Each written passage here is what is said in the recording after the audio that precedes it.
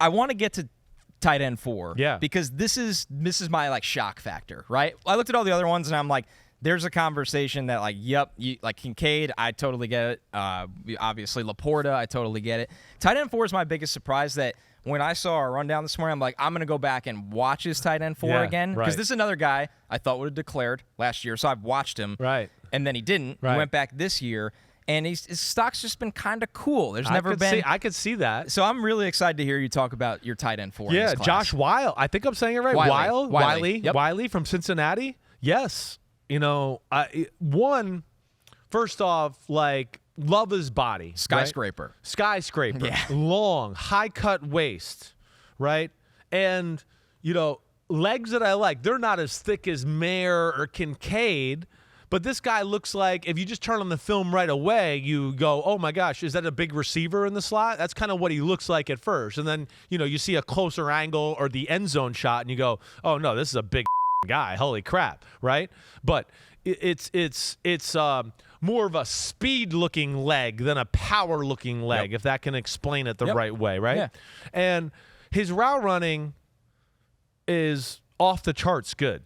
He plays faster than his 40 time in the combine, in my opinion. He ran a 4.69, and you know I was sitting there going, damn, what did he run? He must have ran a 4.5 something. The way he gets off the ball, the way he runs by safeties and linebackers, I just went, man, it's so easy. The track starts harder for guys like this. It definitely is. I think it's very different than playing tight end. They're bigger and longer. Yes, right. Yes, the stance is totally different. Totally different. It's something that a lot of them have never done in their life before. Like you look at half the running backs and wide receivers, they were sprinters in high school. Exactly right. So, exactly right. So a lot of tight ends it's a shot new put and element to discus. them. Yes. Agreed. And you're right. And you got to take that into account.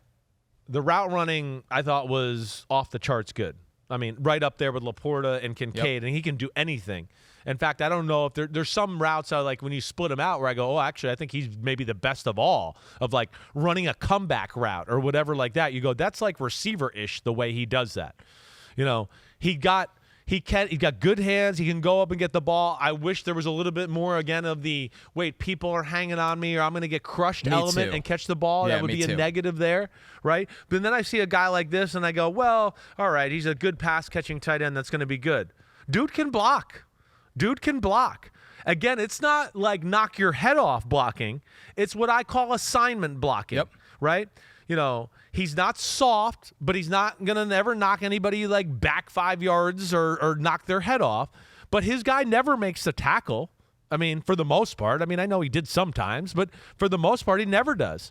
And he does a lot of the things, you know, we talked about again. He's always in good position. The feet are moving. It's a wide base. So he's played a lot of college football. College football. You could tell. You with could see Desmond it. Ritter 2 years ago, too. So, like, well, he was the one where we get into, like, you talk about college offenses not knowing as a tight end or a quarterback. He would be one where I was saying before the show where I go, he's open. He's open. Yep. Why are we throwing it over here? The big guy's running down the middle for a touchdown. Why are they not throwing it to him? So his production is not going to look the way everybody likes it, but I think the player is real.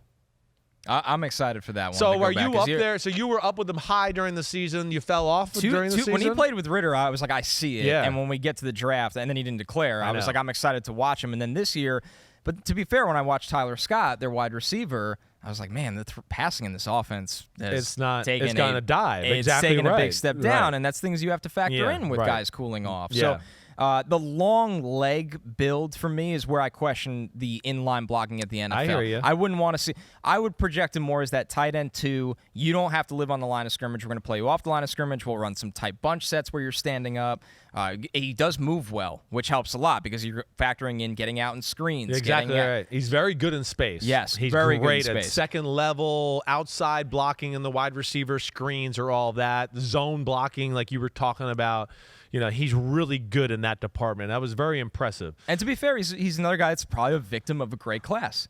Like, you look at these guys, and there's not really a lot of guys in the top 15 that I watch. I'm like, I don't like this guy. Yeah. It's that I love the other guys. Exactly. Right. And we'll get into a lot of them with your honorable mentions. But who'd you remind you of? Like, I had a hard time. It's a weird body to comp. Right. It's like it's Gesicki in a way, but I go, he's got more muscle and he's more of a blocker than Gesicki was. That's the tough part is a lot of those guys that are built like that. Tyler Eifert, I thought of a while ago. I have an Eifert comp somewhere in here. Yeah. We'll get, it's in your honorable mention, so I'll save that one. Okay. You know, another long athlete that I always draw back to, and this is a long time ago, but Jordan Cameron, remember him? Sure. Like a guy that tested off the charts, Right. and Whyle didn't test like him, but you look at a longer athlete that has the catch radius, and he probably would have been a really good tight end for a long time if he didn't have all those concussions. Yeah, right. And he was good for like 3 years instead. Yep. It's a tough position to find comps of the modern athlete. Exactly. That's. Thank you for saying that. It's because you go. they don't But exist. these guys didn't exist. They didn't exist. 20 years in the NFL. No. 15 years ago. They'd be asked to play left tackle. Or something like that. Yeah. You're exactly Or right. try. Or lose some weight and become a receiver and like do Yes. that, right? You're Yeah. exactly right. That's where it is funny. And I found myself doing that and kept coming up with comparisons. And I'm like, damn, all I do It's is so I got guys hard. from the last 7 or 8 years for these guys. I can't ever think of anybody different that way. But yeah, again, I think we're seeing it the same way there. You know, Yak department, you know, I will say this. He turns up field quick. You know, just like the other guys we've talked about, there's no nonsense there. He's got good feet and wiggle to like weave through traffic. And because he's got good feet and wiggle, he breaks some arm tackles because of that. But he's not going to run you over. No, or he's not lower trying to lower shoulder. the shoulder. No, that's he's going not to try him. to do it with his athleticism and just kind of run and weave and slash through that way. But still, the big thing for me in that department is just, you know, the point I keep talking about, catching the ball, getting upfield. You know, that's a big. They'll all learn. That's going to be preached to them constantly in the NFL. You know, hey, it's 2nd and 15. You catch a ball at 10. Damn, you can make it. You know, 3rd and 1 for us. You as long fall as you 3 no yards. nonsense. Yeah. As long as you get upfield right away and be aggressive, you're right. You're going to fall almost 2 and 3 yards there. I think the most underrated skill, and it's something you keep touching on with all your top guys, is the transition from catching to running for a tight end because they're so long. They kind of they're typically more awkward players at that. And these guys, it's not the case. They catch the ball and transition to runner in one motion. I noticed Kincaid do that. Yes. I saw Mayer do it a couple of times. I've seen Whyle do it. Exactly. It's Laporta does it really well. It's top receiver stuff. Yes. You know, yes. It's like if you watch Debo Samuel or A.J. Brown or those type of guys where, they catch a ball over the middle and they snatch it out of the air. So I don't lose a step. I don't lose any momentum going upfield. The ball's not coming into the body, and then their whole upper Exactly body's off right. of their base. Exactly right. Then you're paused for a second because you're like, wait, I gotta hold this and you lock up your upper body because of that. These guys catch it and seamlessly pull it in to where it's like they don't even break stride. Yep. And that is a very underrated skill in the NFL. Yo, thanks for watching, homies. It's the off season, but you know there's no off season for us here at Unbuttoned.